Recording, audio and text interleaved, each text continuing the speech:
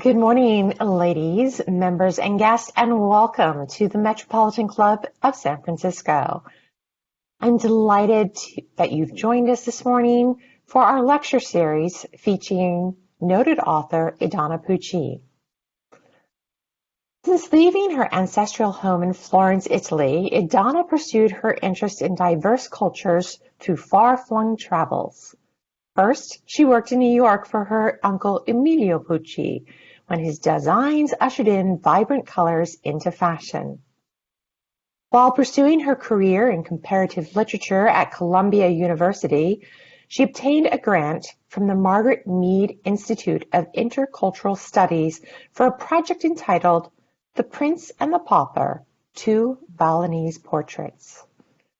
Her focus then turned to the life of her American great-grandmother, Cara Slocum, who we'll meet today. She shocked New York's Gilded Age by launching the first nationwide campaign against the death penalty in 1895 to save a young Italian immigrant from execution. She was, in fact, the first woman sentenced to the electric chair. Her research gave birth to today's book, The Lady of Sing Sing. I want to please join me in welcoming our author, Idanna Pucci. Hello to all of you across the Atlantic.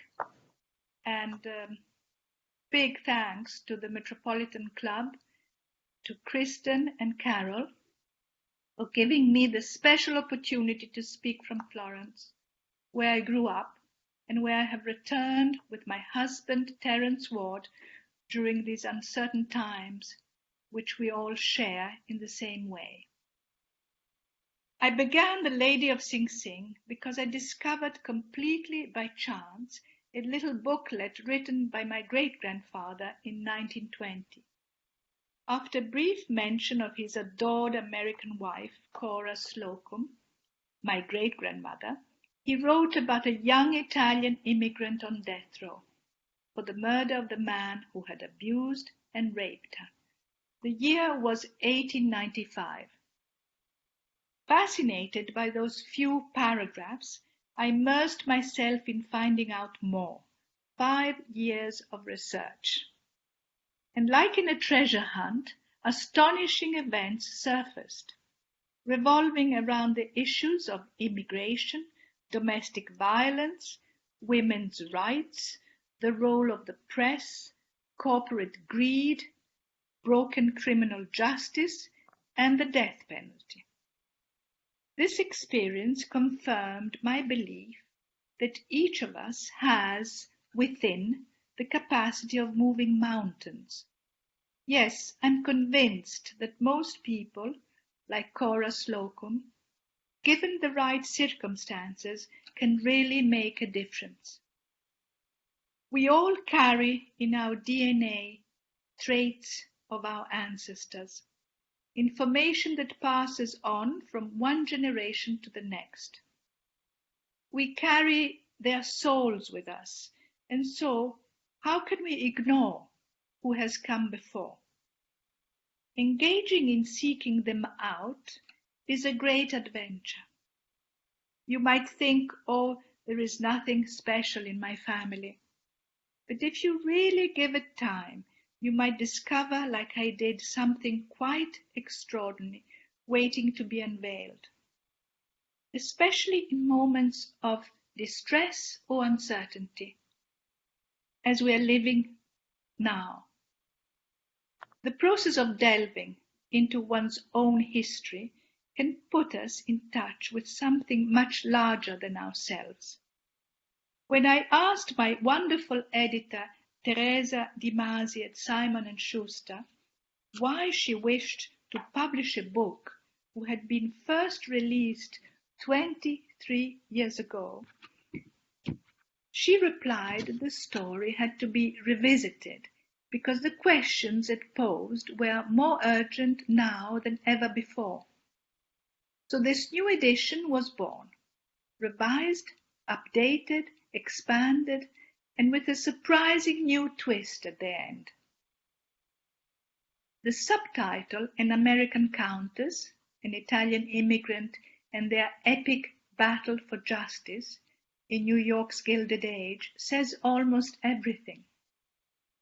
But Pete Hamill, the noted chronicler of New York, adds that woven through the story are rich themes of class, shame, cruelty, kindness, loneliness, sympathy, and yes, love. As mentioned before, the American Countess is my great-grandmother, Cora Slocum, the only child of a Quaker mother and a wealthy philanthropist from Connecticut who died young. She grew up in New Orleans because her family moved there, and later married an Italian nobleman and settled in Italy in 1887.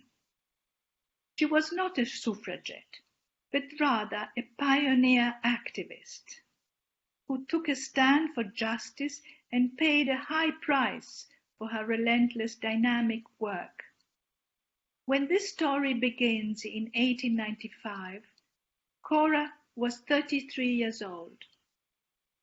And here you can see her at 13 years old in this portrait by Ohio painter Frank Duveneck, who, by the way, spent long periods in Florence. And she's all in black because she's still mourning her father. And this is the Slocum House on Esplanade Avenue in New Orleans. And the story of this house, it's really amazing. And I have mentioned it in the epilogue of the book. It's quite actually an unpredictable story, surprising. In 1891, Cora was crowned Queen of Carnival, which still now is a real honor in New Orleans for a young girl. And here we see Cora's husband, De Talmo, my great-grandfather, and their Villa Brazza, it's called, and it's north of Venice, and I was born there. The Italian immigrant is Maria Barbella, a sweatshop worker in her early 20s from a village in South Italy. And here's her village, Ferrandina, where little has changed today, and this is a picture today. It's a photograph I took a very short while ago. And this is a street in her time, and the main square, the street is on the left with the chickens and the goats and the women sitting outside their houses. And the square on the right is the way it was perhaps a few years, just about 5 years after Maria had left the village. And then we go to the image of the public laundry in Ferrandina, a place that Maria knew well because she always accompanied and helped her mother with the washing. And you can notice up there, surrounded by the red circle, the supervisor who kept a strict eye on the women who had to take roles, and sometimes they argued. So that's where he was, to prevent arguing. As I said, Maria killed the man who had raped and abused her for several months. The crime of honor is still not recognized in America, but Maria's act was driven by absolute despair and the violence of being humiliated, the violence of humiliation. The question of whether women who turn against their abusers deserve a special kind of forgiveness remains unresolved today. Maria was the first woman sentenced to the electric chair, but she was also the first to be placed on death row in Sing Sing, which was then a male penitentiary. Thus the title of my book, The Lady of Sing Sing. And the newly invented electric chair was first installed there. The setting is New York's Gilded Age, with its palatial mansions uptown, when tabloid journalists couldn't wait to feast upon the tragedy of an illiterate Italian immigrant from the crowded tenements of the Lower East Side. And we have an image of the Lower East Side the way it was at the time. Very different, still today. The epic battle for justice is all about arms reaching out across the great social divide to rescue a young woman. In Florence, and this is an image of Florence a little bit unexpected too, in the embrace of climate change. I chose this one just because, very few people have seen Florence under the snow. So in Florence, I was aware very early on that Tuscany had been the first place in the world to abolish capital punishment in 1786. And so I grew up with that notion. And perhaps because of that, I got very interested in the story that had been buried for a century by the passage of time, or perhaps even deliberately. And eventually I managed to piece all the events together, including 2 trials, one of which, in 1896, turned out to be the trial of the year in New York City. And in the next image, you will notice that Maria Barbella's last name, Barbella, has been changed to Barberi. And this happened just after her arrest, when several reporters renamed her to conjure up Barbarian, the barber, the razor. And this remained even on the prison blotters. Only the Italian language papers were honest, and the New York Times as well. Today, America is still divided on the issue of capital punishment. 21 states have abolished it outright, overriding federal law. But in 2003, Republican Governor Ryan of Illinois surprised the nation by sparing the lives of 163 men and 4 women. DNA testing proved their innocence. He froze the death penalty and commuted the sentences to life, the largest such emptying of death row in history. And I quote his words: "The facts I've seen in reviewing each of these cases raised questions, not only about the innocence of people, but also about the demon of error," he calls it demon of error, "in determining guilt and about who among the guilty deserves to die."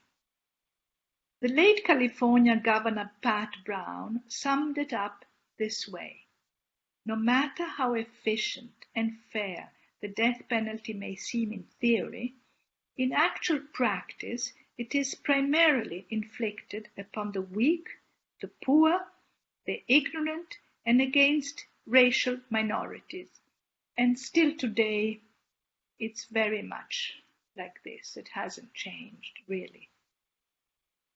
This makes Cora's national campaign in 1895 against the death penalty all the more visionary.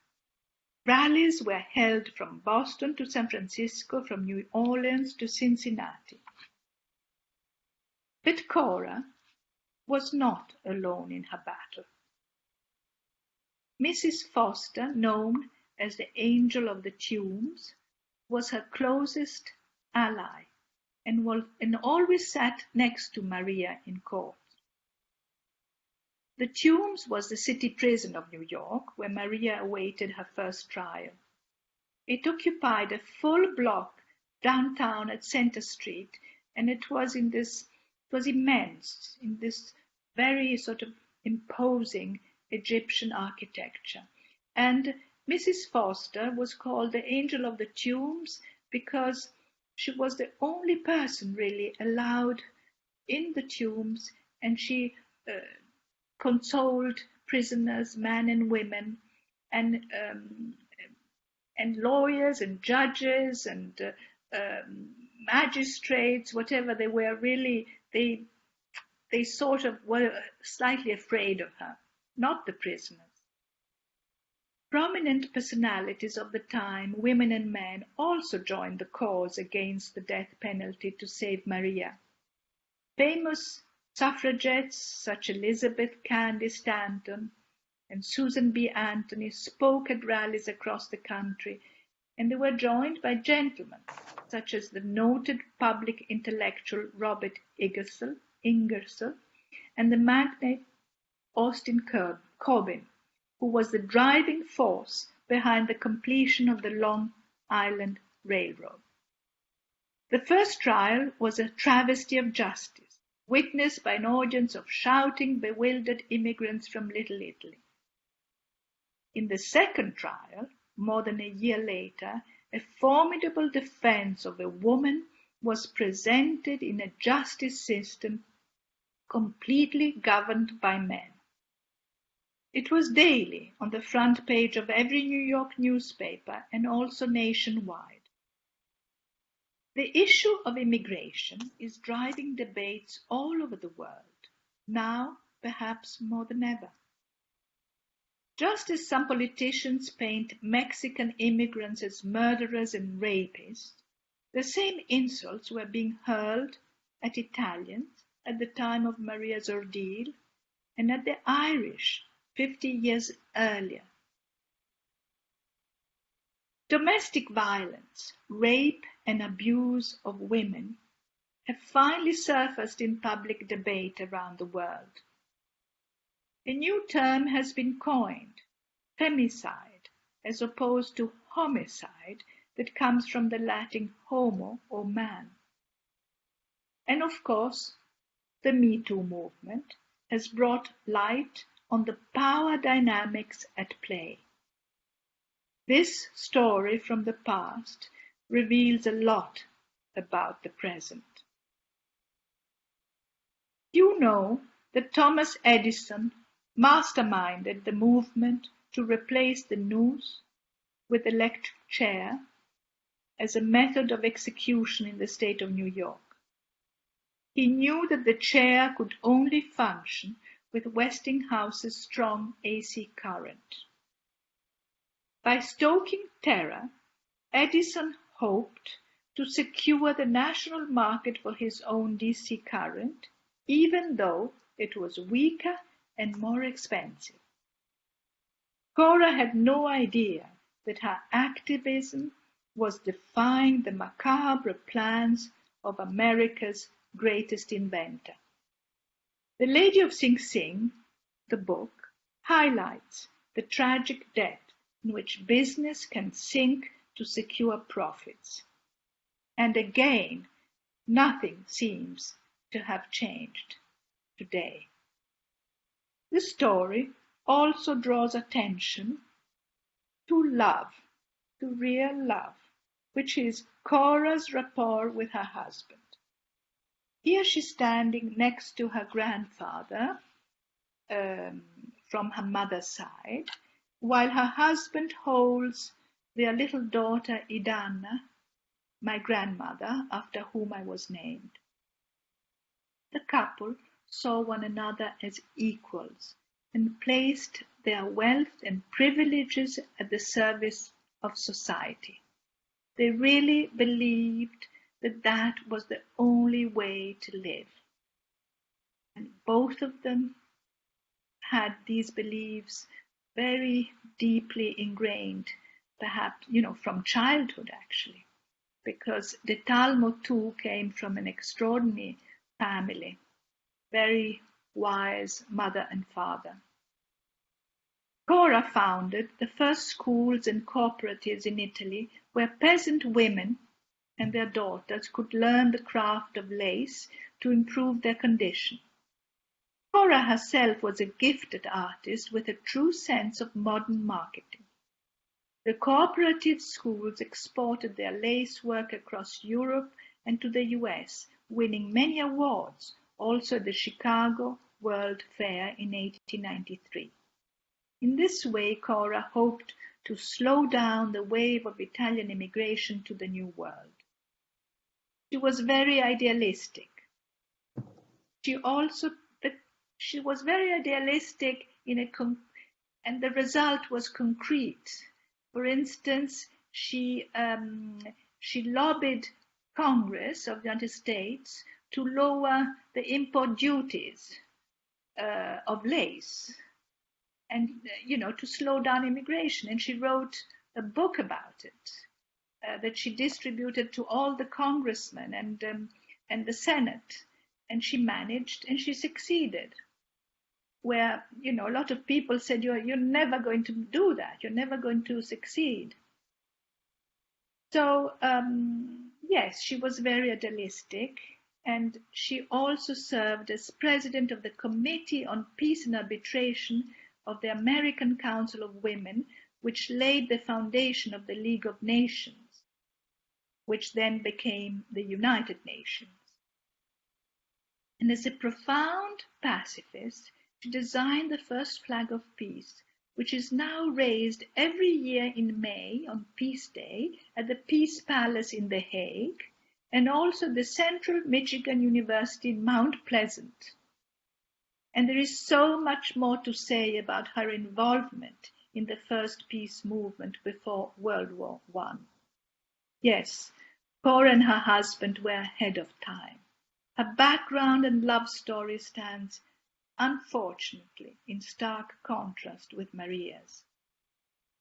As I mentioned, Maria's second trial was a cause célèbre. All the new sciences were on display, from phrenology to psychiatry, even astrology and palm reading, and the battle of the experts went on for a month. This time Maria did not need a translator. In prison, she had learned English and could speak for herself. One of the reporters present every day in the packed audience was the son of the author of The Scarlet Letter, the journalist Julian Hawthorne. I quote his words. "I had to make an effort," he wrote, "with my imagination to understand the situations she described, the characters, their impulses. Yet it was impossible to look away, to hold the ear from listening.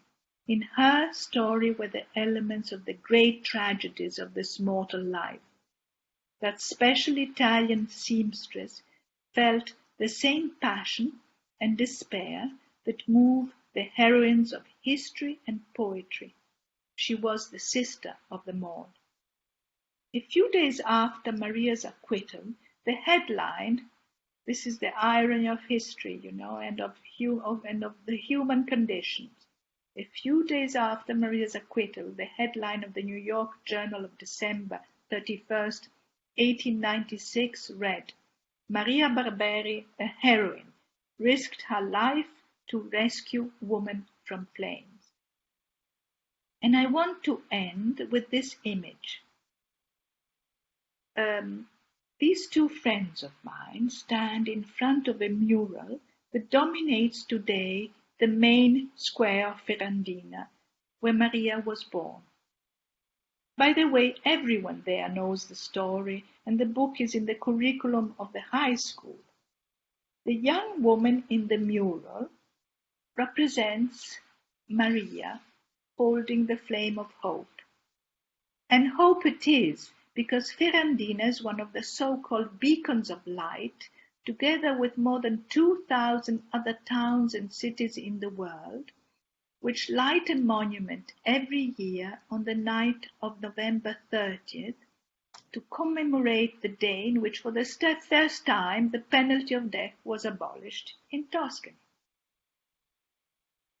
This world ritual is a sublime gesture, And among the cities are, of course, all the capitals in the world: Rome, New York, Paris, Santiago de Chile, London, and in New York is the town hall, and Paris is the Eiffel Tower, Rome is the Colosseum. I don't know in San Francisco, but I know that one monument, one building is littered there. And Ferrandina lights up this mural of hope.